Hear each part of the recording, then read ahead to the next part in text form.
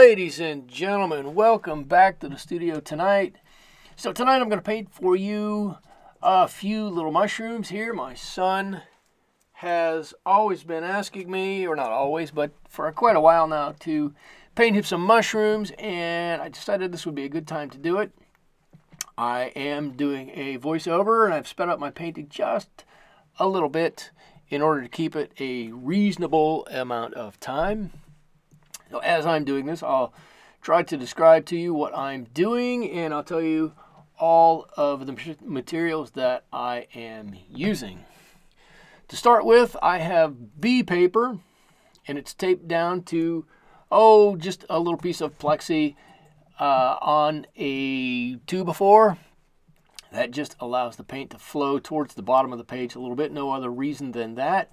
And the bee paper is just a little light. It's 100% cotton paper. It's supposed to be 140 pound, but it seems a little light. And with this paper, I found it's just a bit better to keep it taped down. Okay, so I'm doing the background here. And before I get too far into this, I should tell you, I'm using my Holbein paints in my Mead tin, and my background here is a lot of permanent yellow lemon and a little bit of ultramarine and just a bit of burnt umber. I'm going to move away from the background, just choose a point where it needs to stop. I've got a bit of a log there you can see in the picture off to the left, and my background's going to come down to that. I'll do a little bit in the foreground here. And just mixing up some of those same colors, putting in a little burnt umber or a little burnt sienna also to darken that down a little bit. And I'm going to get a nice coat on there. And then we're going to let it set for just a second to dry off, so that we're going to begin to put in our mushrooms. I'm going to mix up a little bit of color for those. Here, that's vermilion that I'm going after. A little bit of permanent green to dull it down just a little bit. And here we go. It's dried off. My paint is just a little bit dried also, so I put in a little bit extra vermilion. What I'm hoping to do is leave the tops of these, the very tip top of these, a little bit brighter red. Let them dull out a little bit as they go to the edge. If you just look at the paper on the left-hand side of the screen, you can see how that's the case. Way up the top of that mushroom cap is just a little bit brighter red than it is down around the edges. So as I put this paint on, I'll use a little bit more of that vermilion at the top and a little bit more of that, greenish brown, almost a mud mixture, but not really a mud mixture, towards the outside of those mushroom caps. The brushes that I'm using in this video are my Roubloff brushes. I got these on eBay. I thought a pretty good deal, and these brushes are pretty nice. I do have a review of these brushes coming up where I'll show you a little bit about them. So stay tuned for that, but for right now, I'll just use them as they are, and we'll worry about talking about them later. Okay, so I've moved on to the stem here, and these stems are a little bit crazy. They're much more yellow at the top than kind of a red band underneath that, and then it goes into a foresty brown yellow color. So I'm going to try to replicate that a little bit, just ever so slightly staying out of the gill side of those mushrooms. And here's the next one. Again, putting some yellow right on at the top, right underneath the gills. And as it goes down, then it gets more reddish and more brownish. And here we go, finishing up. I've got 5 mushrooms there. I'm working on a 4th one. mixing in a little permanent yellow right there at the top to give that nice bright yellow color, followed by a little vermilion just below it, and then our mixture to finish it off. There we go. Now I'm going to use a little yellow gray, a little yellow ochre, and I'm going to paint the underside, the gill side of these. I should say that yellow gray is a color I never thought I would use. I saw that in this Holbein set, and I wondered where I would ever use that, and as it turns out, it's a pretty useful color that I find in my kit. So I'm going to put that color on, and the darkening that I do to it, you can see there, I'm just putting a little bit of ultramarine in there to add a bit of color difference, a little bit of shade on the gill side of those mushrooms. We're going to draw in the gills in a little bit. You'll see that. Right, there we go. Just a little blue in there. Maybe a little bit of Prussian blue in there, it looked like. Yep.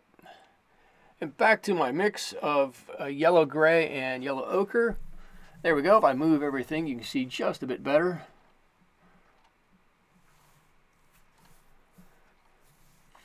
And that is definitely Prussian blue I dip into, and a little ultramarine to go with it.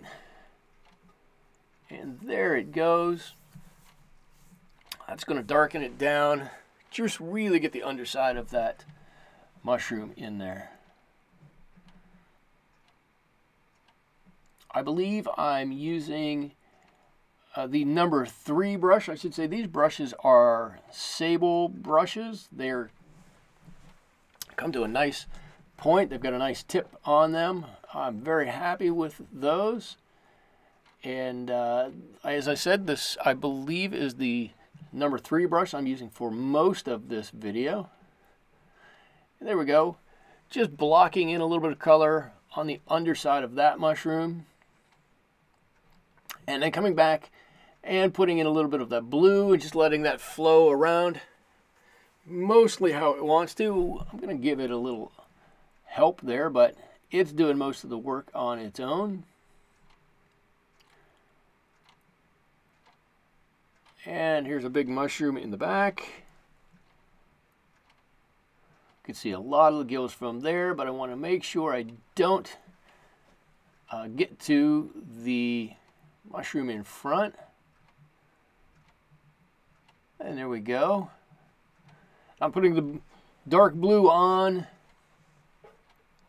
the bottom side of this mushroom where it touches the lighter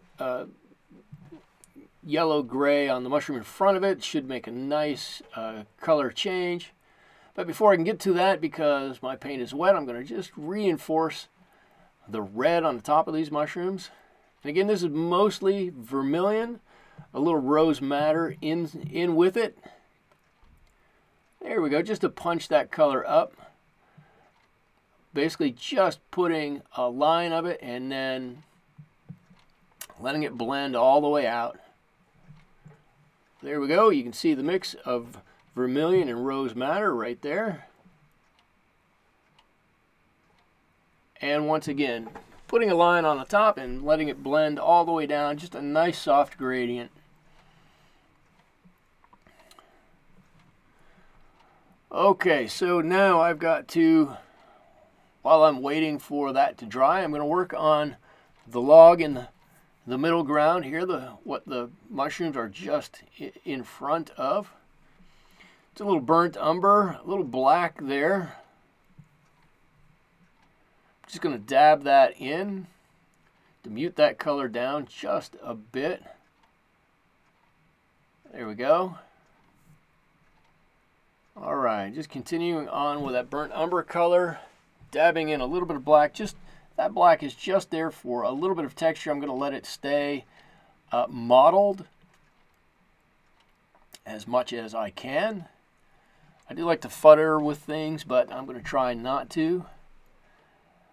And going back into my burnt umber mixture just to try to dab it in. It's going to make its own texture in there, and we'll work with that in just a second. Okay, a little permanent green, a little yellow ochre, and it looks like a little ultramarine. Maybe just a tiny bit of cerulean in here. Gonna make a nice green in the foreground. Some nice grasses coming up. Yes, there's some clover in the reference photo. There's a few pine needles and whatnot that this is resting on, but I'm going to change it up just a little bit and put a little clump of grass just in the front. I'm just mixing a couple of greens here with a little bit of yellow. I don't want it to get too bright, and I don't want it to be too one color. So I'm just mixing some different colors in there. A little red to dull that down just a bit on that green. There we go. It's looking better. All these colors, a little bit of mixing there. It's just going to add a little bit of interest. And now that I've futzed around with the grass in the front and putting a little bit of extra red on the tops of these mushroom caps, it's dry enough. I can go back in and put the gills in on this mushroom. There we go, right around the side, just covering up the white space. And of course, a little mixture of blue for the underside, just a little bit in shadow. And there it goes. You see, I'm doing this very wet in wet. It's quite damp there. I want the blue to run a little bit on its own, give it a little bit more natural feel. If it runs a little bit more in one area, a little bit less in another area, hopefully that makes it look like there's a little extra texture on the underside of the mushroom. And now here we go. This is a mixture, mostly yellow-gray. Just a touch of yellow ochre. I move down. I believe I'm using a number 1 brush here, and I'm just drawing in a few gills here and there, a little bit along the edge, a few coming out from the center.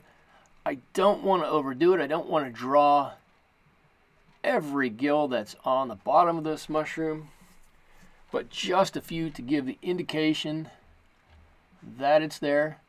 And this is another place, depending upon how you draw these, you can add a lot of texture, a lot of contour to the bottom side of these mushrooms. If you just do it a straight line, it's going to look very flat. If you give it a nice curve or an arc underneath there, you can really give that mushroom a lot of curvature on the gill side. So there we go, a few gills in there. Gonna mix up a little extra paint just to darken up my stems. I'm gonna try to, this is not the best paper to do this with, but I'm gonna try to make these look just a bit rounder. If I put a shadow on one side, a nice big shadow on one side, there we go, and maybe just a line down the other side, I should be able to make it look like one of these sides is in deeper shadow than the other, make it a little bit more of a 3D effect. With this paper, it's a little tough to do. If you've got just a little tiny too much water, the paint will run everywhere. I've done that on the first mushroom stem. Here we go on these other ones, just trying to give it a little bit of depth. Coming back with a little bit of water and softening off the edge. I don't want a hard edge on there. I want a nice, soft, rounded look to them. I've got a little bit of that. Here we go, and I'm just playing with what I think it needs to be, what it needs to look like. so that it looks like it's just rounded a bit.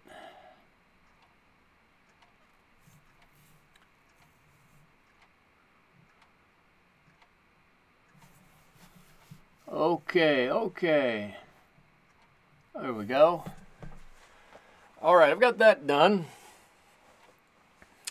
Everything's dried up now. I've got two things yet to tackle.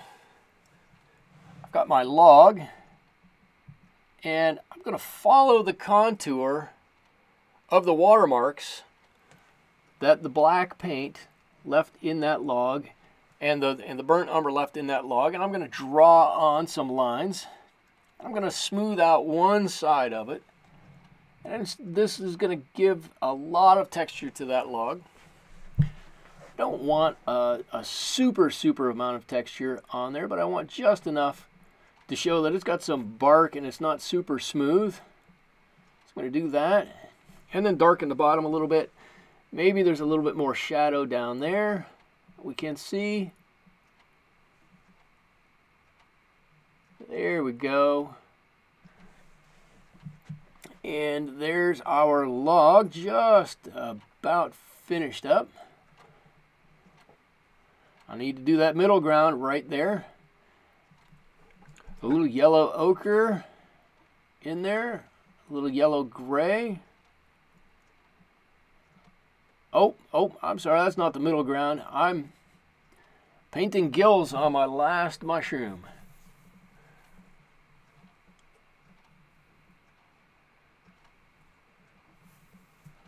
There we go. Now I've got to tackle the middle ground right there. There's some other kind of log or dirt or something there. All right. A little light red, a little burnt umber, and a little yellow ochre. Just put a little terra verte to give it a little bit of a green tinge. Yes, Holbein has some strange names to the colors of their paints. Not what I'm used to with my M. Graham set of paints or Winsor Newton paints. But the paints themselves are pretty nice. I like them a lot. They do have some standard colors, but their off colors really have crazy names. And we're just going to drop in some darks into what we're working on to give it a little bit of texture. I don't want to take away too much from the mushrooms. There we go.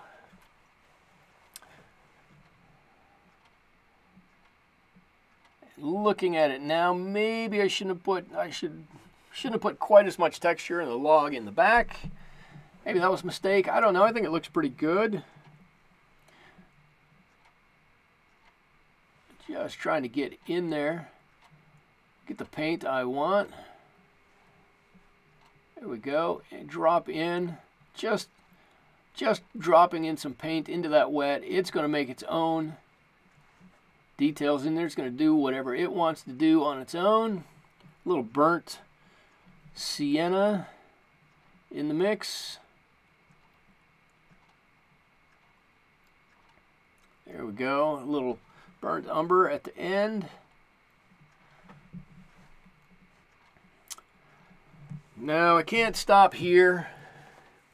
I think it needs something else. I'm going to put a few bits of grass just in front of that log. There we go. I want to break that up just a little bit. That's too hard of an edge for me. It is still wet.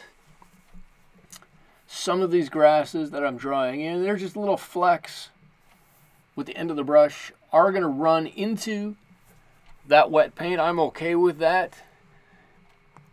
If you look at the finished photo, you'll never see that. You're going to see those flecks of paint underneath that log. You'll never see where it goes over top of it. You'll never think about it.